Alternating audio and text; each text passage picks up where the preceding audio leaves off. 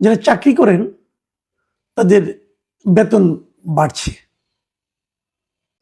কিন্তু তারপরে যদি আমরা এটাকে খণ্ড খণ্ড করে ভাগ করি, যেমন ধরেন বেতন বাড়ছে কেবল সরকারি চাকরিজীবীদের, মানে যারা সরকারি চাকরি করেন কেবল তাদের বেতন বাড়ছে, যারা বেসরকারি চাকরি করেন তাদের বেতন বাড়ছে না, তাদের বেতন তাদের জায়গায় আছে।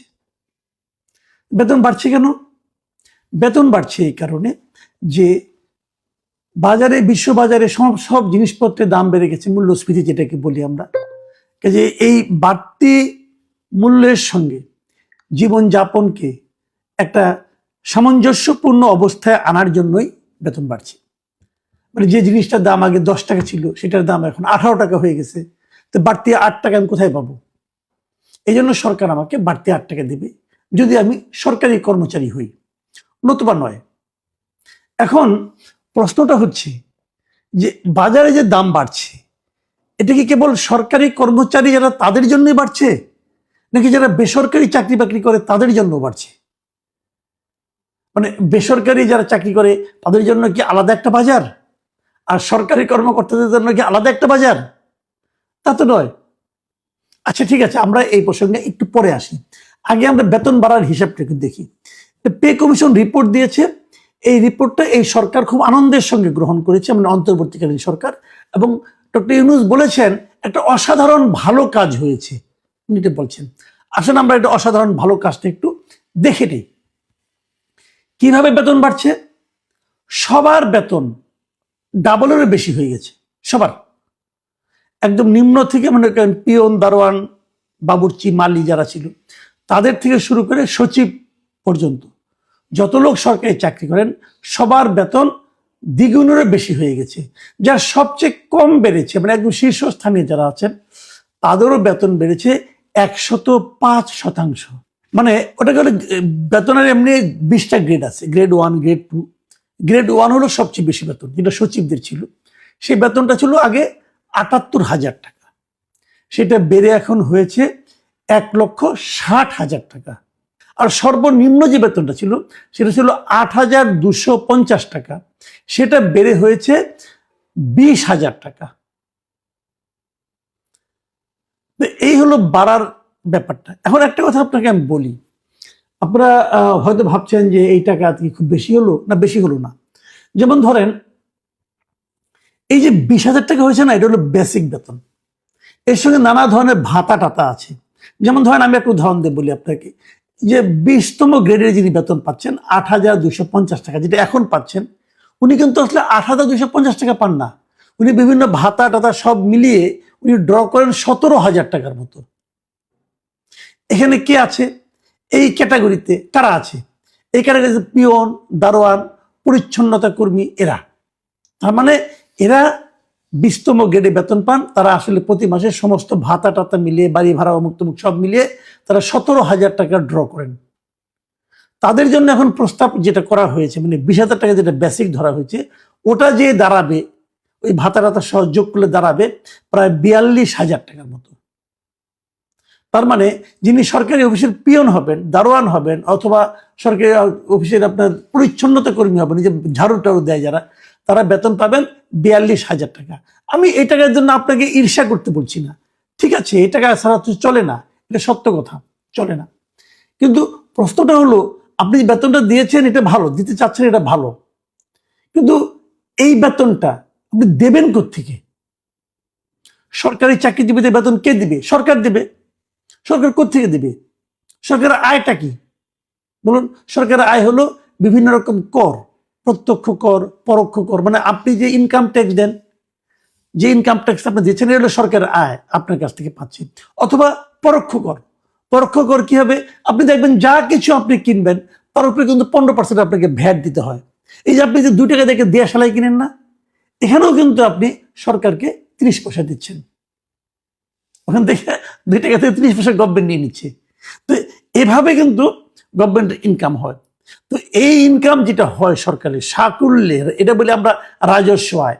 আমরা যদি রাজস্ব আয়ের কথা বলি, তো সরকারের রাজস্ব আয় যা হচ্ছে সেখান থেকে তো আপনাকে এই বেতনটা দিতে হবে, এবং সেই বেতনটা যে আপনি দেবেন, দিতে গেলে আমরা যেটা করি, এখন আমাদের যে রাজস্ব আয়টা আছে, এখন আমরা যেভাবে চলি সেটা একটু বলি। ধরেন এখন আমাদের যে রাজস্ব আয় আছে, যে আমরা ইনকাম, সরকার যেটা ইনকাম করে, সেই ইনকাম থেকে 70% সরকার দিয়ে দেয় বিভিন্ন জনের বেতন এবং ভাতায়। 70%। ভাবুন, সরকারের যে রাজস্ব আয় আছে তার 70% দেয় বিভিন্ন বেতন এবং ভাতায়, আর 25% দেয় বিভিন্ন যে ঋণ করেছে না, বিভিন্ন জায়গাতে, দেশ থেকে বিদেশ থেকে ঋণ করে বড় বড় কাজ করেছে, হ্যাঁ, ঋণের টাকা, বিশ্ব ব্যাংকের টাকা, এডিবির টাকা, যে ঋণ যেগুলি করেছে, সেই ঋণের সুদ পরিশোধ করতে যায় আর 25%। তাহলে থাকলো কত? 5%। সেটা দিয়ে টুকটাক টুকটাক কিছু উন্নয়ন করে। এটা হলো রাজস্ব আয়ের কথা বলছি কিন্তু আমি। তো এখন যদি আপনি বেতন বাড়ান, যে বেতনটা বাড়ানোর কথা বলা হচ্ছে, সেই বেতনটা বাড়ালে আরো কত টাকা লাগবে? আরো নতুন করে আরো টাকা লাগবে 1,06,000 কোটি টাকা। এখন এই যে বাড়তি 1,06,000 কোটি টাকা লাগবে বছরে, এই টাকাটা সরকার কোত্থেকে আনবে? মানে এইগুলি কিন্তু এই অন্তর্বর্তীকালীন সরকারের কোনো চাপ না, এই চাপটা যে পড়বে নতুন যে সরকার আসবে 12 ডিসেম্বরে নির্বাচনের মাধ্যমে, সেই সরকারের উপর। সেই সরকার এই টাকাটা কোথা থেকে আনবে? তাহলে কি ট্যাক্স বাড়বে? সবার উপর যে ট্যাক্স দিবে, আমি আপনি যারা আমরা কোনো বেসরকারি চাকরি করি, অথবা অন্য কোনোভাবে ব্যবসা বাণিজ্য করি, অথবা যারা জিনিসপত্র কেনাকাটা করি, আমাদের সবার কাছ থেকে আরো টাকা নিবে, আরো ট্যাক্স দিবে। নিয়ে তার যারা চাকরি করে, মানে সরকারে যারা নাকি পার্ট অফ গভর্নমেন্ট, যে সরকারি কর্মচারী যারা আছেন, তাদেরকে উনি প্রতি বছর আরো 1,06,000 কোটি টাকা করে দিবে। এদের কাজটা কি আসলে? সরকারি কর্মকর্তাদের কাজ হলো, কর্মচারী-কর্মকর্তাদের কাজ হলো জনগণের সেবা করা। খুব ভালো। আমরা যারা জনগণ আছি, আপনি আপনার কথা ভাবেন, আপনি যখন কোনো সরকারি অফিসে যান, সেবার জন্য যান, আপনি তো সেবার জন্যই যান, তাই না? যেমন আপনি থানায় গেলেন, থানায় কিন্তু একটা সরকারি কর্মকর্তা, এই পুলিশের বেতন বাড়বে। আপনি হয়তো কোনো সাব রেজিস্ট্রি অফিসে গেলেন, ওটা কিন্তু একটা সরকারি চাকরি করে, ওরা কিন্তু আপনার কাছ থেকে টাকা নিয়ে এইভাবে বেতনটা পাবে। তো ওদের কাছে যখন আপনি যান, সেবা পান নাকি হয়রানি পান? অথবা ঘুষ দিলে কাজটা তাড়াতাড়ি হয়? কোনো একটা সরকারি অফিসে যে সেবা পেয়েছেন, সন্তুষ্ট হয়ে এসেছেন, ঘুষ ছাড়া কাজ হয়েছে, হয়রানি এবং ভোগান্তি ছাড়া কাজ হয়েছে, এমন লোক আমাদের সমাজে কয়জন আছে? এই আপনারা যারা শুনতেছেন, আপনারাই মন্তব্য করুন আমার এখানে, কয়জন আপনারা আছেন? শতকরা কতজন হবে? 5 জন, 10 জন হবে? এর চেয়ে বেশি হবে বলে হবে না, আমি গ্যারান্টি দিয়ে বলতে পারি। বাকি 90 জনই সরকারি অফিসে যে ভোগান্তির শিকার হন, আপনাকে উৎকোচ দিতে হয়, সেলামি দিতে হয়, ঘুষ দিতে হয়। তো ওনারা আমাদের কাছ থেকে ঘুষও নেবেন, আবার ওনারা আমার কাছ থেকে বাড়তি টাকা নেবেন, তাদের সংসার চলে না বলে। এই তো হচ্ছে।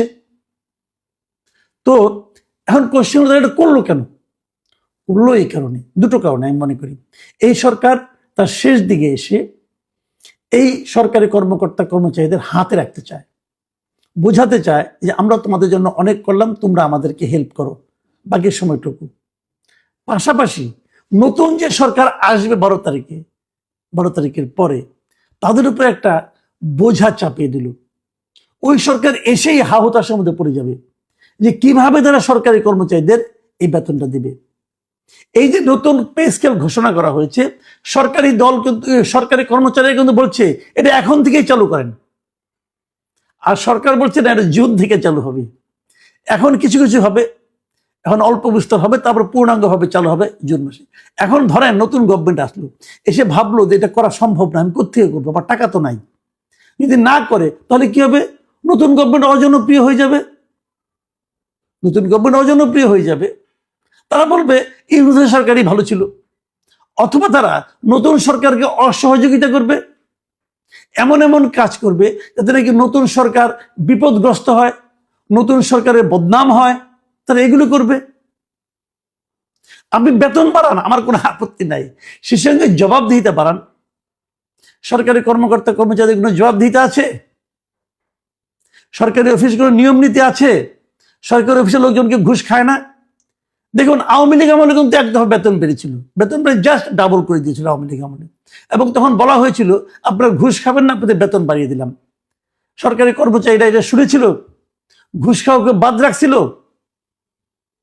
আগের মধ্যে ঘুষ চলেছে, তখন ঘুষের রেটও বেড়েছে, ঘুষের রেট বেড়েছে, বেতন বেড়েছে। তো সমাধানটা কি? আমি তো পার্সোনালি মনে করি সরকারের সাইজ ছোট করতে হবে, সরকারি কর্মচারীর সংখ্যা কমাতে হবে। এত কর্মচারী আমাদের দরকার নাই। এরা সব মানুষ, যত কর্মচারী তত ঘাটে মানুষকে যে হোঁচট খেতে হয় এবং মানুষকে ঘুষ দিতে হয়, উৎকোচ দিতে হয়, হয়রানির শিকার হতে হয়। আমার কথা, সরকার যখন একটা দেশ চালায়, সরকার কি কেবল সরকারি কর্মচারীদের সরকার, নাকি বেসরকারি প্রতিষ্ঠানে যারা চাকরি করেন অথবা যারা শ্রমিক আছেন তাদেরও সরকার? যদি সবারই সরকার হয়, তাহলে কেবল কেন তাদের এই সরকারি কর্মচারীদের বেতন বৃদ্ধি নিয়ে তাদের এত মাথা ব্যথা? অন্যদের কি সংসার চালাতে হবে না? অন্যরা কি একই বাজারে যাবে না? এটাই হচ্ছে একটা জবাবদিহি না থাকা সরকারি চরিত্র। যে সরকারের কোনো জবাবদিহিতা নাই, তেমন সরকারের পক্ষেই কেবল এ ধরনের আচরণ করা সম্ভব। এবং আমাদের দুর্ভাগ্য, তেমন একটা সরকার আমাদের উপর চেপে বসে আছে। তারা এই কাজটাই করতেছে যেন আগামী সরকার বিপদে পড়ে যায়। এমন একটা আওলা লাগাই দিয়ে যাচ্ছে, এই গিট্টু খোলা বড় কঠিন কাজ হবে আগামী সরকারের জন্য। কোথায় পাবে টাকা? কার কাছ থেকে টাকা নেবেন উনি? প্রিয় দর্শক, এখন এ পর্যন্তই। আল্লাহ হাফিজ।